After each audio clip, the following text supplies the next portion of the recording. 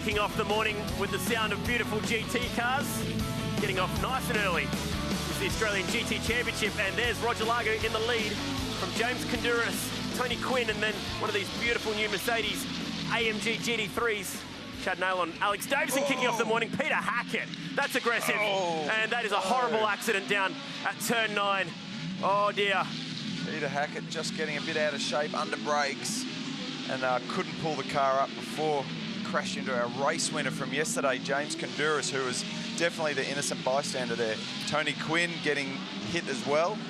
We can't see the damage on his car, but now safety car is out here, Alex. Yeah, McLaren's got damage on the front of it. Well, Grant Denye's McLaren also has got some damage on the front. I don't know if that was in the same accident or not, but gee, that was a horrible impact. Thankfully, left-hand drive is the Audi, so didn't cop it in the door, but Quinn's involved in that one as well. On his right rear. Oh man, they were a huge chance as well. Whether that's just a puncture or structural damage, who knows? But Roger Largo's out in front. He got a great restart. He got the restart over James Konduras, the Lamborghini using all its power to get to the first corner. And look, Adelaide's it's got a bit of a strange grid setup. Pole position isn't the best place to start. Well, unfortunately, pole position's on the outside, so Roger Largo taking advantage of his second position starting place, which is in effect pole position here. You see Craig Baird darting out 4 rows back. Roger Largo does a good job to get to the first corner first. We saw contact behind here between Tony Quinn and James Konduras, and carbon fibre winglets and bits and pieces flying everywhere.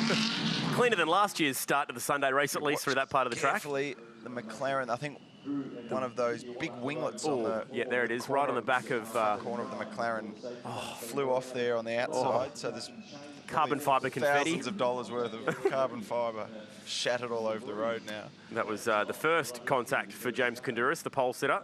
Up and airborne.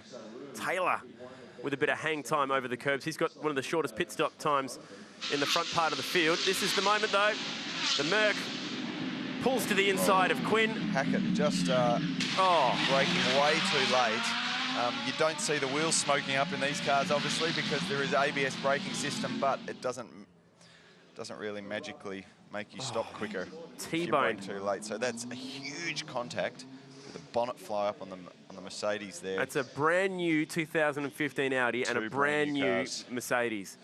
So hopefully, it sounds silly, but hopefully there's not too serious damage on those cars, which are going to risk them for the Grand Prix in a couple of weeks. Good point. And that is the damage to the right rear of a car that was absolutely in contention for the whole thing here this weekend. They're working. Looks like they're going to get that thing back out.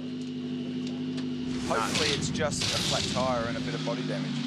Okay, we've got a little bit of work to do down at turn 9. What's happening in pit lane, Kylie? Well, Marcus Marshall, I was standing right beside you when that happened, and the looks said it all, shattering. Yeah, James is just minding his own business and just completely taken out. You know, some people just, some drivers will leave their brains at home in their hotel room this morning, unfortunately. So it's unfortunate for Melbourne Performance Centre and Audi 5 Doc. You know, James has done such a great job all weekend. And we're looking for, a podium result there, and hey, what can you do? Too true. Enjoy the rest of the race. Yeah, I've been around a while, so I've seen it a few times, but still disappointing. But yeah, thanks. Thank you. What else do you say in that situation as the Audi goes on the flatbed? Absolutely clobbered down at turn 9. Hackett unfortunately couldn't stop the Mercedes. The thing is, because the different drivers have different pit stop times, Hackett had the longest stop out of pretty much everyone except Konduras, was wanting to get to the lead, trying to build that lead so that in the pit stop process it wouldn't hamper him so much, but as a result couldn't pull up that car at the end of the big straight with cold brakes and cold tyres, and that was a nasty impact. He was tucked right up behind Tony Quinn. Difficult to see your braking points and all that when you're so close to another car, but still you have to allow for that. So Quinn's going to try and keep on the lead lap here and get this thing fixed up. The right rear bodywork was rubbing on the tyre. Hopefully it's not destroyed a brand new, or it wouldn't be brand new, but this Pirelli. Assuming this is a replay. No, this is happening right now, so they're coming a second time. Okay, is he still in the lead lap? Should be. He will be after he exits the pits. Yeah, well that's good. Hopefully they can get, there we go, they've fixed up that rear bumper a little bit, so that looks a bit tidier. So that car's got damage to the right front from the start and the right rear. A bit of of race tape. Bit of race tape. Might cost $500,000, but there's nothing a bit of race tape can't fix. Absolutely. And it looked like it was tracking pretty straight when he was driving back to the pit. So let's hope. Cast of thousands down there this morning. Yeah, let's hope that car's all square and running well. There is Clark Quinn, his son. So they throw a couple more stripes on. Bit of Days of Thunder here. Get me out before the pace car. That's what Tony be saying, only in a rich Scottish accent. And away he goes. Now, is the field coming by? They're going to stay on the lead lap. It's going to be tight. No, he's right. He's out. So he's going to have to go as quickly as possible now to get to the back of the train. He's got a lot of ground to make up. So he's going to have to push as hard as he can safely. Here they come now. Yeah, so that was close. Train. So he should be right. They've got at least another lap, probably 2 under safety car. So Tony will get to the back of the train on the lead lap. And him and Clark can work their way back through the field. Roger Largo's at the front. He is clearly leading the round points for the weekend on nearly 200 points. The next nearest car is McMillan and Glenn Wood. They'll be taking second for the weekend. They'll be starting 4th on the restart. So a long, long way to go before we can start worrying about round points. But I thought I'd give you a quick update. It's looking like being a Lamborghini 1-2 in terms of round points. Grant Denyer has slotted into second as a result of all this. Craig Baird moving from 10th up to 3rd on the opening lap there, obviously benefiting a little bit from the accident at turn 9. But that'll be Jonathan Webb driving that car, I believe, at the moment, who's due to start that entry. The Bairdo's charged through the field there, and we can expect him to get through the 2 cars in front of him. Grant Denyer in the McLaren and Roger Largo in his Lamborghini reasonably quickly and do what he did in race 1 and try and get a gap out in front. Here's the Sticks McLaren, winner of this race last year, actually, which was also shortened by a first lap crash, which involved half the field. And Quinn's just lapping it round. So they're clearly happy that they've fixed whatever that is, because he's not come back into the pits. He's going to catch the back of the train, and he will be ripping through this field before handing over the car to his son at about the halfway point, which is when the compulsory pit stop window starts. Now, all these drivers have different pit stop times depending on their driver rating, depending on where they started in the field. And towards the front of that pack, Tony Walls, who's currently 10th, has a pretty short pit stop time. Looks like we might be good for a restart here, Alex. They've cleaned up nicely down there at turn 9. That's an amazing bit of work by the officials to get that cleaned up in less than 8 minutes. Luckily, both cars still had all their wheels attached. They could roll them out of the way pretty quickly. We're still seeing safety car lights on, but it looks like they're getting ready for a start. Lexus safety car period hopefully over at the end of this lap. Yes. Oh, man. How about this? Webb is looking right behind Roger Largo. He's in that white McLaren. Techno Autosport stepping up into the Australian GT Championship with 3 cars. That one's sponsored by Just Cuts, the hairdressers. And we're green again with Largo bringing us back to the green flag. Craig Baird has jumped up the better part of 7 spots in the opening lap with all the chaos going on. He's in with a huge shot here. And he doesn't have a bad pit stop time, albeit 10 seconds or more longer than Largo and Denyer, but it's not too bad considering he's going to have quite a good pace advantage on this opening stint of the race. Largo getting a really good restart, just accelerating hard out of the final corner. Grant Denyer under plenty of pressure from Craig Baird on cold tyres on what is basically the opening lap of the race. And Justin McMillan there in 4th place. Andrew McPherson with, I think, the shortest pit stop time in the whole race is looking good up there. Also in 5th position. He's only got 12th. Yeah, and he's got a 56-second pit stop, which is equally, it's the 2nd shortest, actually. Oh, man. Keep Wong down. This damage, sorry to interrupt, but the damage on the left front of the McLaren's getting worse. It doesn't look good. Really shaking around. He looks to the inside of Largo. Jonathan Webb keen to get a move on here in that McLaren. Oh, here comes Baird with a bit of a sneaky look to the inside. He wants to build a lead on these 2 before he hands the car over to Scott Taylor for the second half of this race. Yeah, we could see at high speed the front splitter vibrating heavily on Grant Denyer's McLaren. You've got to remember all the bodywork on these cars, in particular the front bumper and the front splitter, they're producing a lot of aerodynamic downforce. There's a lot of load going through the structure of that piece. So if it's broken, it's not only dangerous, but it can affect the handling of the car a lot. So he'll probably already be feeling a change in the feel of the car with that small amount of damage, and we've just got to keep an eye on it to make sure it doesn't get worse. Roger Largo doing a good job out in front again. He stretched his lead to a couple of car lengths, which doesn't sound like much, but it's enough to take the pressure off. It means he doesn't have to drive defensively and cover from Grant Denyer. Well, it's confirmation that is Webb in the car at the moment. Okay. Yep, so Daniel will be hopping in at the end. So explains what a frantic start that was. Oh, here comes the big BMW. Really trying to get a wriggle on. Meanwhile, McPherson's got his hands full. Taylor in behind him. He's got a pretty short pit stop time as well. There's McMillan. Steve Richards getting past Rod Salmon up the escape road at turn 9. He's had a rough weekend. Yeah, but luckily no damage this time at turn 9 for Rod. Under brakes. Here comes Antunes. For Justin McMillan. So he's now up into 4th place. Jeez. Antunes been serious? Very, very quick all weekend. One of the fastest cars all weekend. So he started 22nd. Wow. He's had a stellar first couple of laps then. Great job by Antunes. I don't know how he's done that. He must have driven over the top of people. Craig Baird right up the back of Jonathan Webb through the final corner. I'm surprised Webby isn't able to go with Largo and put more pressure on him, but he's still adapting to the McLaren a little bit, and he's also carrying that damage, which isn't getting better every lap. That's his front split is actually falling off, starting to come apart now from the rest of the bumper. So potentially that's having a big effect. Watch out for the car in 4th. He is catching these guys at a rapid rate. And Tunis is coming. There he is. Oh, he overcooks it a little bit. He lost a good chunk of time there, but purple sectors everywhere for Nathan Antunes. So he's been the quickest car all weekend. Every time he's on the track, he's been flying at the moment. Very, very quick, and hasn't taken long to get used to that McLaren this weekend at all. So I had a bit of a moment yesterday when Elliot Barber got stuck down the escape road. Bear just looks to the inside of the wounded Jonathan Webb McLaren. Very close through turn 8. Let's see if he can get a bit of a run on him through turn 8. The damage to the front bumper doesn't seem to be hurting Webby too much through that high-speed part of the track. Amazing, really. Check out some replays. I think this could be something with Ash Samadi, because he was in that fight. Oh, yeah. With Steve Richards. Good pickup.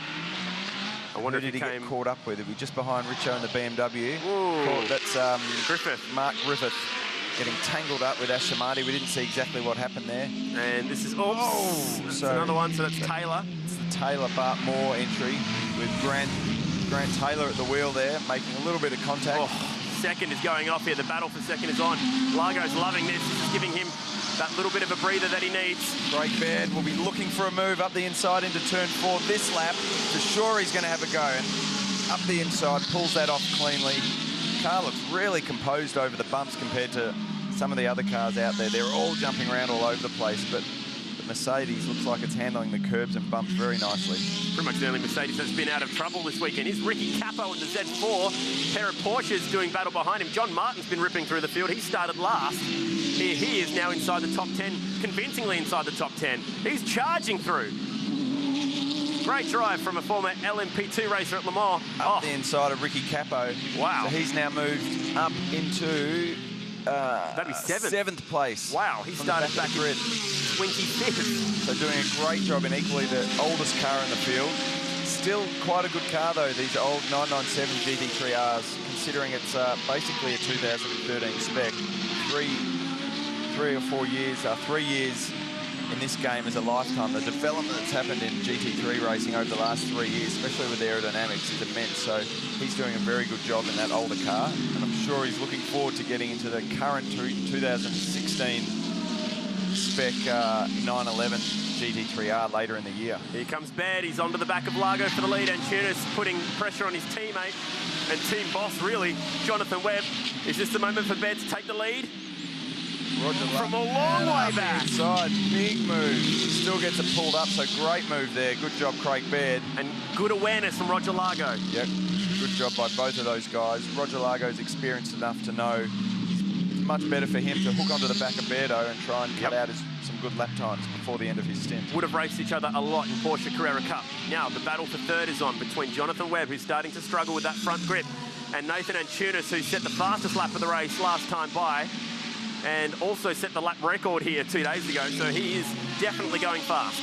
Look how quickly Craig Antunes with a big run out of turn 8 and easily up the inside into turn 9. So yeah, he's got a lot of pace in that McLaren. Look how quickly Craig Baird's cleared out in front. It'll be interesting to see what his lap times look like once he gets a bit of clear air and a few clear laps under his belt.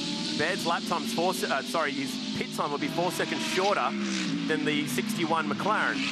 But there'll also be the driver change, so it'll be Scott Taylor versus Elliot Barber at the end. Yeah, so for sure the Antunes Barber entry is probably looking pretty strong. That 4-second difference isn't that much considering Barber has been going very quickly this weekend and not that much slower than Antunes relatively.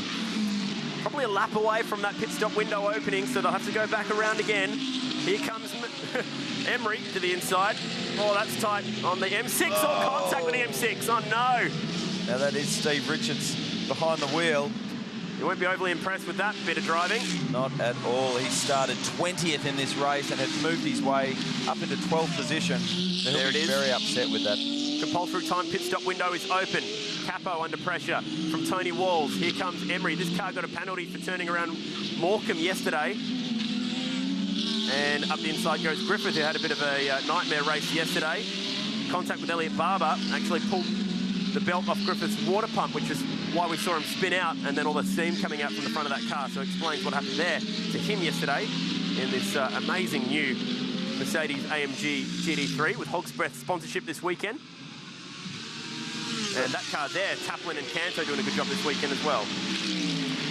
So any pro drivers who have started this race have a maximum driving time of 22 minutes. So as we saw Chris Mees pulling in just before the 22-minute mark yesterday. Taplin to the inside of McPherson. What a great drive this is from the Lamborghini.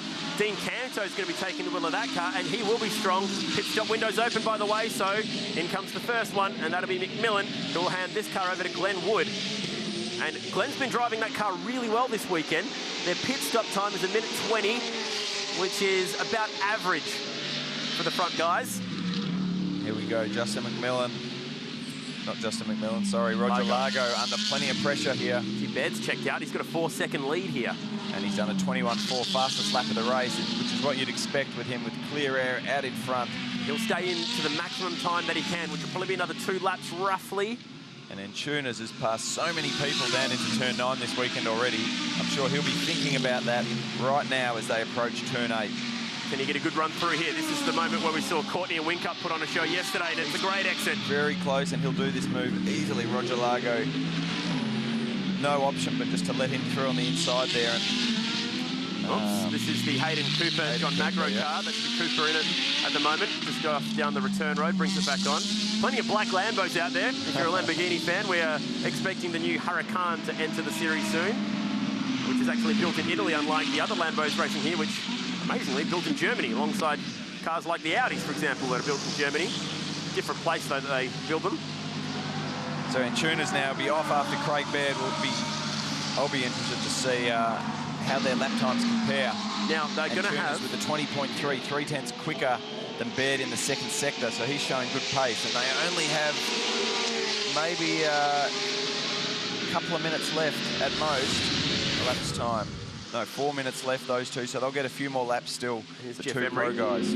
Up the inside of the M6. Tiny contact. Not committing to that move enough, just sticking his nose in. He tried to pull out of it, you can see. He's thought about it and then tried to pull out.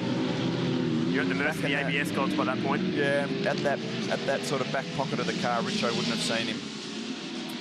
And further back in the pack, this will probably be where Magro and Cooper's entry went off. That's Cooper in the wheel. Yeah, good decision to go up this gate right there. You can see the car just about pulling air over those big bumps, so it won't be stopping well. The ABS would have been going berserk. This is awesome. Looks like footage out of Star Wars with these guys on board. Under brakes. Very quick through turn 8, and Tuner's getting a big run on that car. And there's Jonathan Webb. Yep, so driver change. Grant Denyer, a bit of race tape to the front bumper there to tidy that up. We got 95 seconds for this pit stop, so might as well take your time with it. Out comes Mees. He's taken control of car number 1 from Jeff Emery. So it'll be interesting. Just keeps himself on the lead lap. Interested to see what Greg Crick thinks of that little incident down at the final corner. Well, he pinged his old teammate yesterday for the one on Morecambe, which would have been a very difficult decision to make. Now the Sticks McLaren is in, Tony Quinn out, Clark Quinn in. Oh, that's on a very awkward bit of the road, hopefully just off the racing line. Is that another winglet? It's probably, it's a good chance it's part of the Webb Denyer car. Who knows though, it's a bit of front bumper by the look of it. Off Ash Shamadi, it's the rear splitter. Car. Or off the rear bumper, more like it.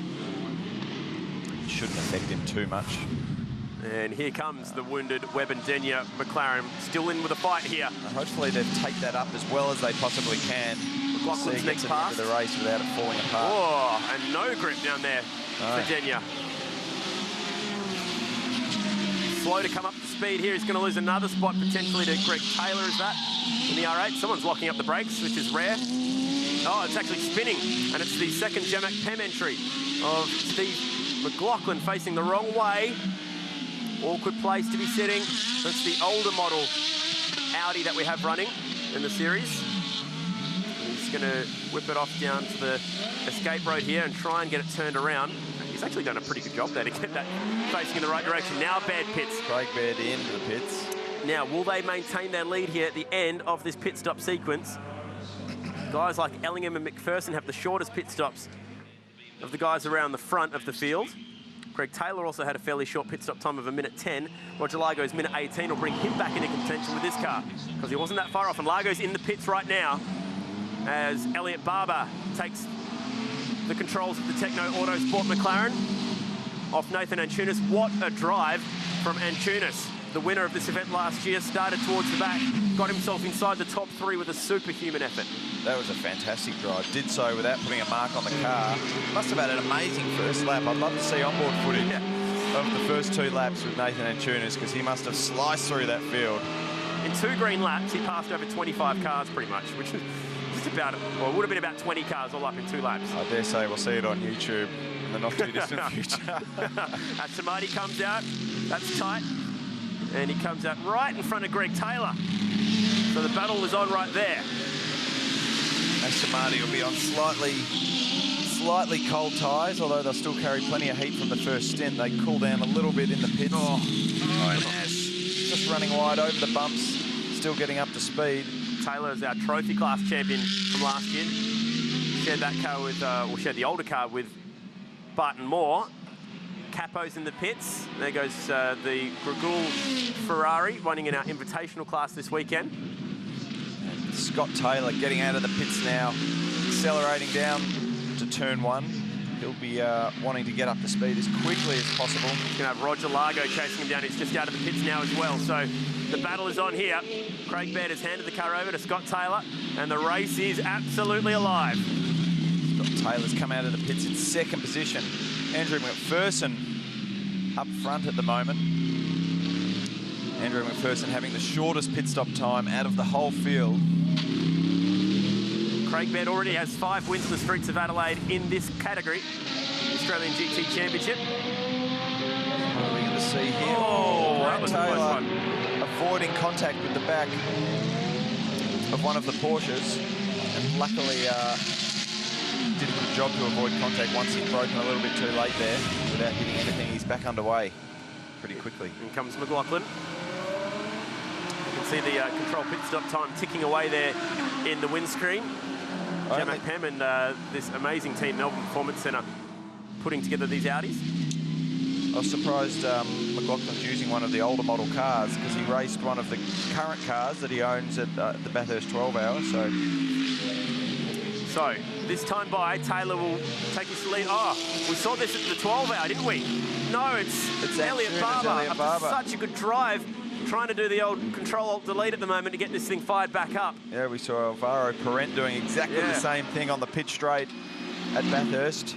Sometimes they can have a couple of little glitches. The one for Parent was actually a gear selection issue. That's not where you want to sit as well. No, that's not a lot you can do about that. Oh, man. Especially when this car's coming up side by side. And are these guys racing here, stop, but, including Mies and Salmon, wanting to get the pass done before a safety car comes out. Fortunately for Elliot Barber and Nathan Antunes, that's the end of any chance of getting a result in this race. It's not 11 more hours to go to make a comeback. So, what a shame. Fastest car on the circuit just about all weekend is now out of contention. After a ripping drive, deserved to be on the podium here. Absolutely, they've got it going just like Brent did. And really good work by the officials to not throw the safety car in. That shows good knowledge of the category, good knowledge of the cars, knowing that Barber would likely get that car started back up. Good work. Race stays green. And Chris Mies just did a 20.9. He's down in 16th position.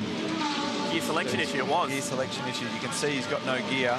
It's just free revving. You can see it says neutral on the dash. So for the car to go, that's a horrible spot to be stuck. It would have been probably much better to park on the inside, but very strange that down the straight, it actually can even get itself to neutral. So he's coming in too, so he doesn't actually have to come back into the pits in terms of the rules, but mechanically, he's decided that he's going to bring it back in. What a shame.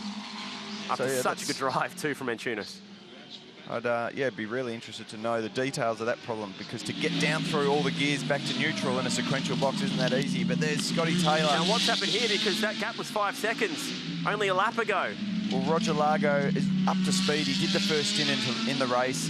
He has more experience than Scott Taylor anyway. So he's closed the gap to Scott Taylor and is applying the pressure now, flashing his lights into turn 7. This is for the lead. So Taylor's had a moment, we're hearing, and as a result, Largo's closed the gap. Doesn't need to do it here. Turn 8, are you serious? No. Decides not to. That would have been crazy. But he's got a run on him out of turn 8, and he'll look for a move up the inside into turn 9. That's more like it. Change for the leaders on here. And good job, Scotty Taylor, doing the right thing, giving him plenty of room there. Let's see if Scotty can sort of hook onto the back of Roger Largo and maybe with a carrot dangling in front of him, increase his lap times or decrease his lap times. So what happened? Oh, he's missed the pickle signage down there, which is never a good sign. You want to be a bit closer to that tyre bundle. And he's had a big moment on the curb. Sends that shockwave through the brand new AMG GT3, then gets really sideways.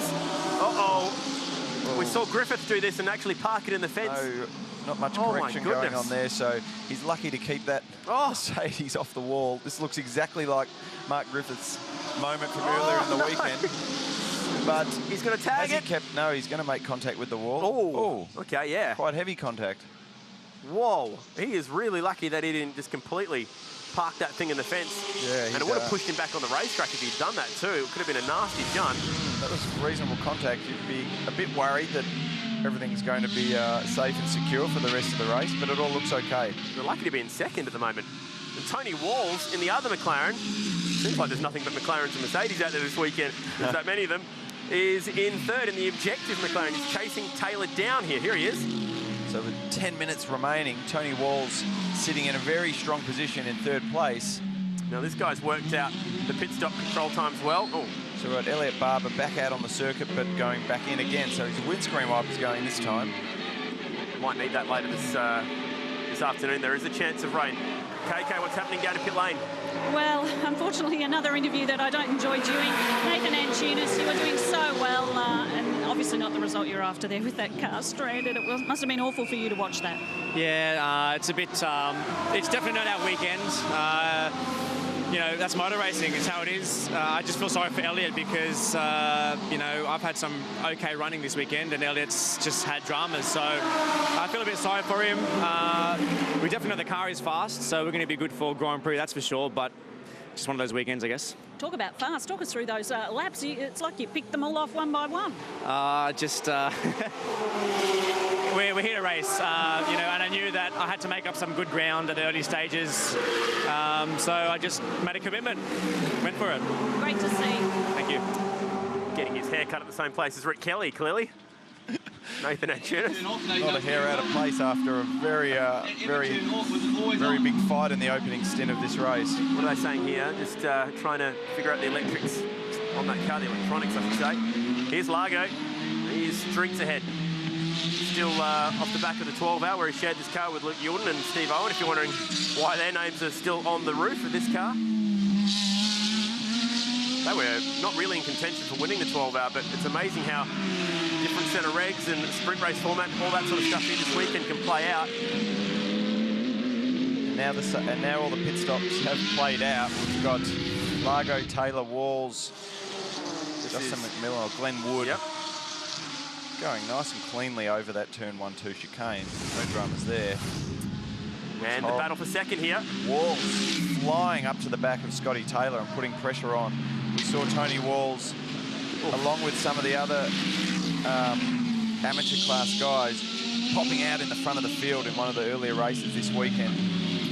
Now it is a bit closer with the pro guys in that race. So these guys might be safe to keep their positions before the end of the race with 7 minutes remaining. They got to make sure Scotty Taylor and Tony Walls have got to make sure they don't fight too hard and slow themselves up, because they're racing against guys like Dean Canto back in 7th, who's getting around probably a good second or two quicker per lap, and he'll be looking to hunt them down before the end of the race. But he's going to be pushing. Hard not to run out of time there. Good battle for second, this one. Not a lot in it. Wall swings to the right-hand side. The former sailor, competitive sailor, takes second place. Or does he? Can he get it Steering stopped? a little bit, but good job. That's a nice, clean move. So he's moved up to second position. Used the pit stop times to his advantage to close that gap, which makes sense. He's got a Bachelor of Mathematics, Tony Wall, so he's crunched his numbers, and here he is in second position. He's doing a really, really good job in this category. Drove the wheels off that car here last year. Oh, Taylor with a moment. Gets it stopped. He was involved in that nasty opening lap crash on race 3, the Sunday race in this category last year. That car's needed a new gearbox off the back of Warren Luff's nasty crash up at Mount Panorama in the 12-hour. They sourced it from Asia, and here he is doing a great job now, second in the race. Glenn Wood currently in 4th place, and he's hunting down Scotty Taylor. He'll be the next driver to have a look to try and get through up into a podium position. Dean Canto's in 6th as well, so there's another Lamborghini on a charge, and Matt Solomon has closed in on this battle. So on debut in the Australian GT Championship, the young Hong Kong Australian dual national, he's in with a chance at maybe snaring a top 3 spot here. How good's this? You've got a couple of brand new Mercs fighting it out with a Lambo on the streets of Adelaide, and 6 minutes left on the clock. Glenn Wood flashing his lights. He'll be looking to do the move we've seen done so often this week and get a run through turn 8. He'll be looking up the inside of Scott Taylor. Scott Taylor swerving under brakes, covering heavily and defending his position. Good awareness by Wood there to make sure that they didn't make contact. Taylor defending that position ardently here. Yeah, really you want to either block or don't block. You can't hit the brakes on the racing line and then start blocking once you've already started braking. So that's a little bit dubious. And traffic playing a part here as well. It's Keith Wong who gives these boys a lot of room. Running right off the road, getting out of the way. So very gentlemanly from Keith Wong.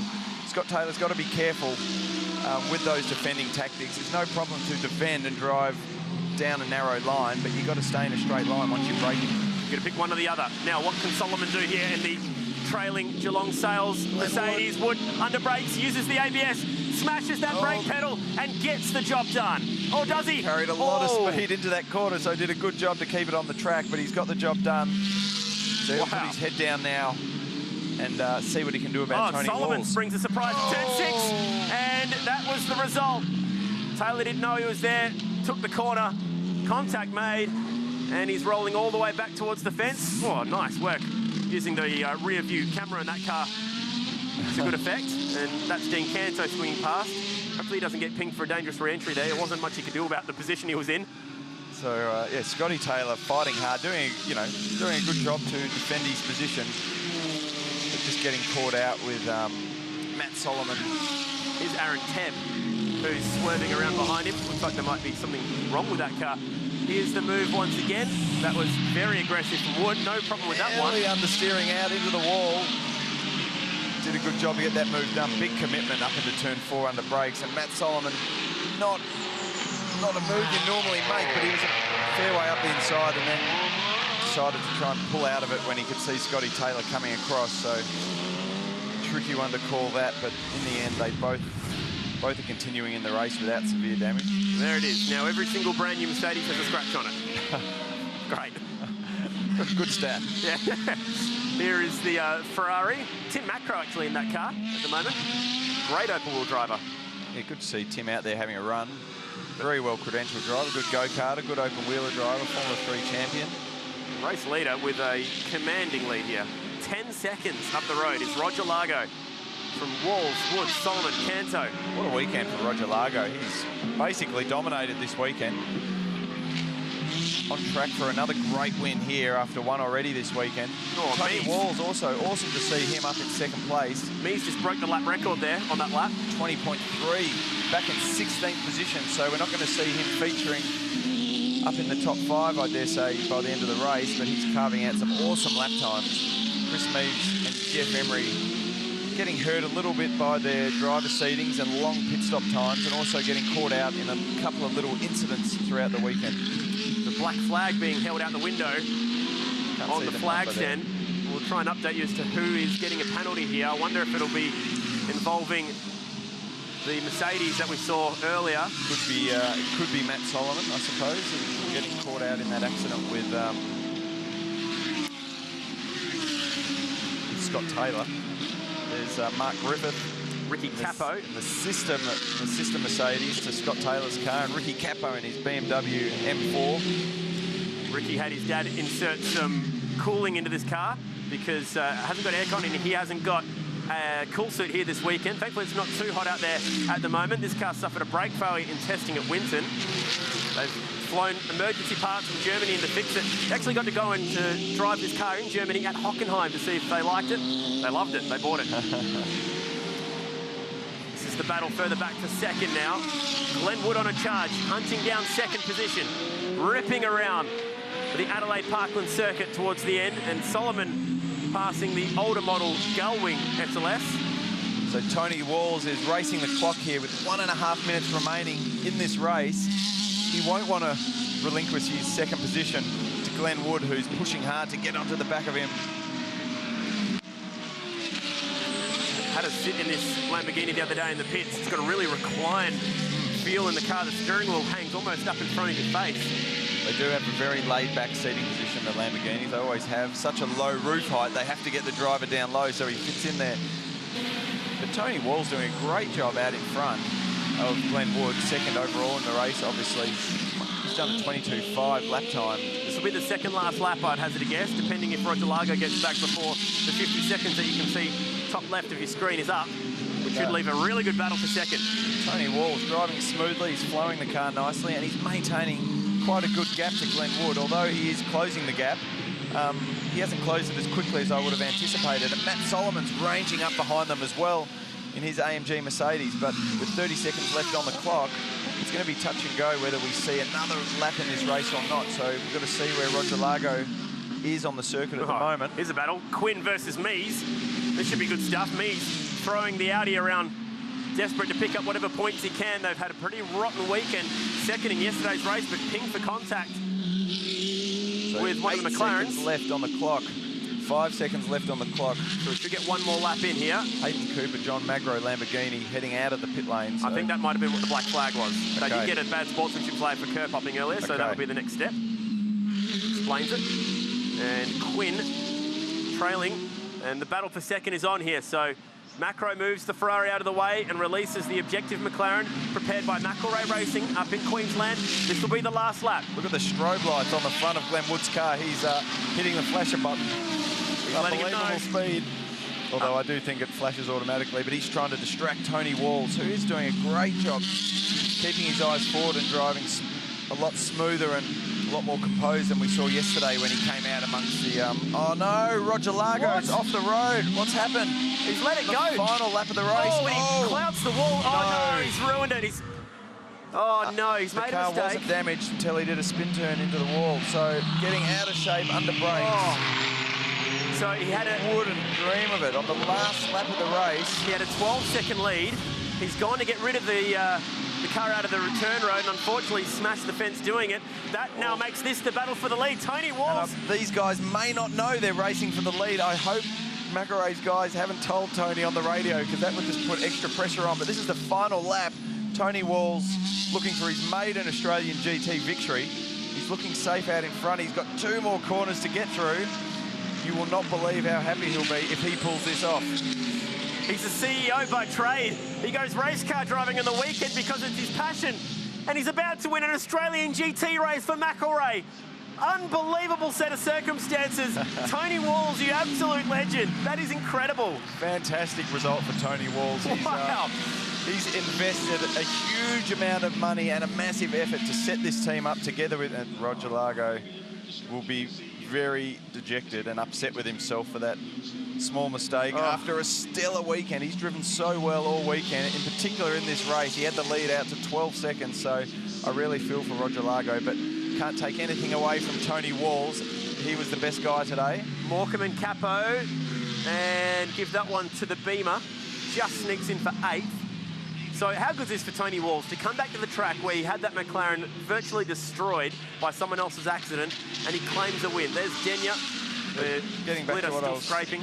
saying, he's you know, made a huge commitment to the Australian GT Championship over the last 2 seasons, purchasing the McLaren. He's had a big program with Macarey Racing, setting up this team. It's the best presented team in Australia motor racing, I reckon. You walk into their garage, it feels like you're walking into a Formula 1 team. So that's an awesome result for all those guys. And to fix that car after the crash it had at Bathurst, to get it ready for this weekend, and to take a win is a very special achievement. Taplin and Canto, good drive from those guys. Also, Matt Solomon on debut picks up a top 3. And you know what? Roger Largo will just hang on to the round victory by a solitary point over Wood and McMillan. Maybe that's why he didn't look so upset. But wow, that's lucky. That's just pure luck. At the back of the pack. Good drive from Aaron Tev and John Martin too, getting from the back of the field up to 5th place in the oldest car on the grid. Man, how do we break all this down? Okay, it started in frantic fashion. A few drivers picking up spots at the back, and there was a little bit of contact down at turn 1, the centre chicane. Cars taking the high line through turn 2, but this is a nasty moment down here at turn 9. This was, I cringed when this happened. I was hoping he was going to pull it up in time, right on the ABS, but heavy contact with James Kondouris. Let's hope we'll see both those cars on the grid at Albert Park in a couple of weeks. That's a shocker. That is a nasty moment. I hate to think the dollars that just got torn up. Oh, and it was actually in the background, that's where the 2 McLarens hit each other. So that's what caused that damage, and also the front damage to the Techno car. Largo led us back to the green flag. Ashton Marty went for a spin. Damage to the back of that car would eventually come off there. Saw that sit on the turn 5 corner for the rest of the race. Oops, a bit more damage. That was the Wong car, and that's brave from the officials. Very brave. But good work there. So Beto was on a charge early in the race, actually got his way towards the front of the field. That was the move to the lead on Roger Largo. Craig Baird's driven really well in this car all weekend. Been one of the standouts in my eyes. Hasn't benefited from a good pit stop time. And this is the charging moment here for Scott Taylor. Gets in the car, has a big moment, lost the lead of the race. Getting really out of shape on the curbs there. Roger Largo getting the lead off Scotty Taylor. And then this moment now, he goes down the escape hatch here, tries to get the car turned around, hits the wall doing so. And now I want to mention something here. That car finishing second has been updated to the front points. So Largo's been given a DNF now, which puts Glenn Wood and Justin McMillan in first for the round. So congratulations to M Motorsport winning the whole round here. Adelaide, it's going to be huge. Congratulations to Car 48 on a big win here this weekend. We're inside 2 hours from qualifying for the V8 Supercars. There's a week, kind of beautiful, and every night has a state so magical. And if there's nothing in this life, there's no obstacle that can't be defeated. For every time